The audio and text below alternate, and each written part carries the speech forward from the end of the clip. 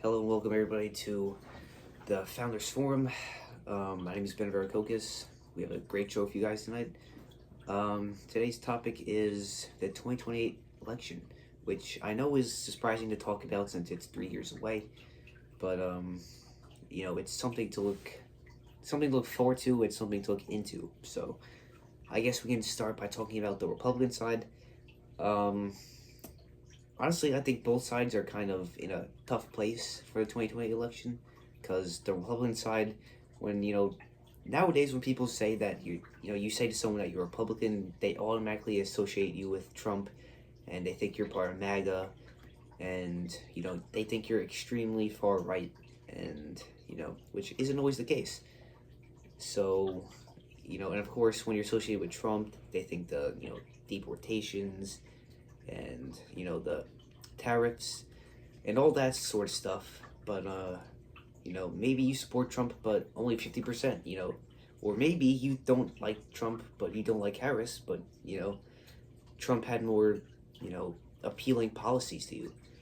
So you can't really judge someone based on who you can't judge them 100% just because they say they like Trump, because maybe it's only 60 to 40%. Um, So, yeah, and the Democratic side, really, there's just no trust in the Democratic side because it's been proven by Trump that if, the way Democrats do things, it just doesn't work. They don't want to keep people safe because they're refusing to, they're pushing it back against deportations. Gavin Newsom, people are saying he's a big, potential candidate in the 2028 election on the Democratic side, because I'm really the only reason why he's popular is because he's refusing to go what Trump says, which now all the Democrats are going to favor him for that. But yeah, so that's it. Just there's a lot of disloyalty in the Democratic side. There's not a lot of trust for the people. Kamala Harris was put in charge of the border and she failed on that. So, or maybe she just wanted their vote or something. It's probably both, but so yeah, that's that. So I guess potential candidates for most likely the candidate for the Republican side is probably J.D. Vance, who I would, if he does run and becomes the nominee, I would 100% vote for him. I hope everyone else would too, because he's not. I think if he does win, he definitely won't be as extreme as Trump. Um, but he'll still try to carry on what Trump's doing. That's just my guess, but um, I think my prediction for the 2020 election, it'll definitely be J.D. Vance versus Kamala Harris, because I think Trump lost a lot of voters in this election, or this term, I guess, because he's been keeping his promises, but he also hasn't. Again, we're also only not even the first year. We're not even a year into his first term. I mean his second term, but the first year of his second term. So, he still has a lot to do before we can start judging him about not keeping promises. But for the most part, there's a lot of action. It seems like there's something new every week that he's doing.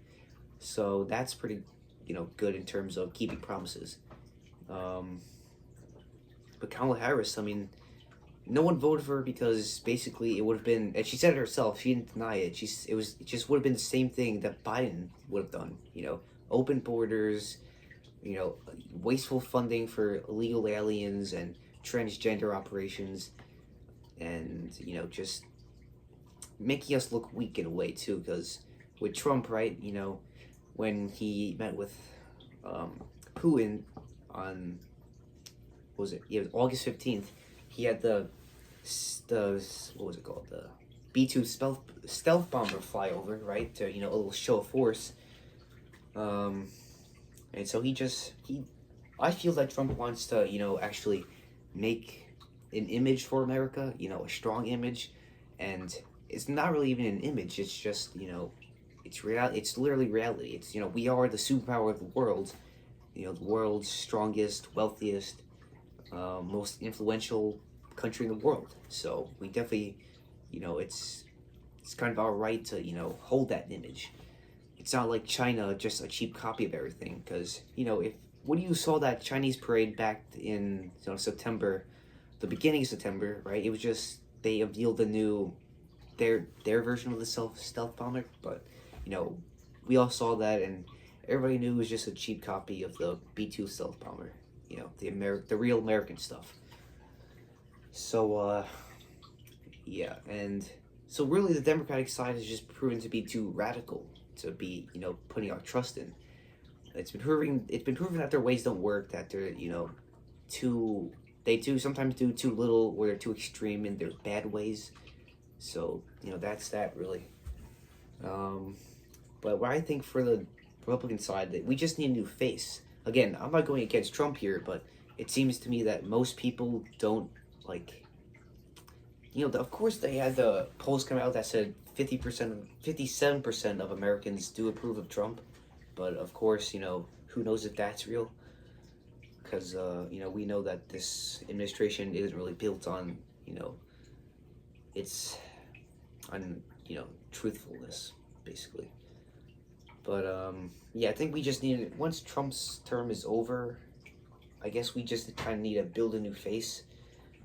And I guess it's not really building a new face if we elect J.D. Vance, but it's still not Trump, because he's really been the face of the Republican Party for 12 years now. So yeah, that's that. So I guess my final prediction is that it will be J.D. Vance versus Kamala Harris. Who will win?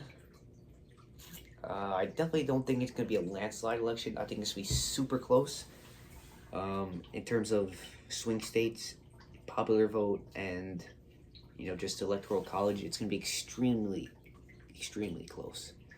But I think that's going to be the candidates, and yeah. So I guess my thoughts on how each party should reform themselves. I think they should just, once Trump's term is over, they should completely forget about him. Because I think too many people just don't like him anymore. So I'm still clearly loyal to him, but I'm not a MAGA diehard, but I'm still on Team MAGA. But yeah, the Republicans just need a new face. The Democrats just need to prove that they're not too radical, and basically just rebuild trust with the people, which I think is going to be extremely hard. And between that and Trump, that's basically just why I think it's going to be so close. But yeah, so that basically wraps up today's episode. Hope you all enjoyed, and see you in the next one.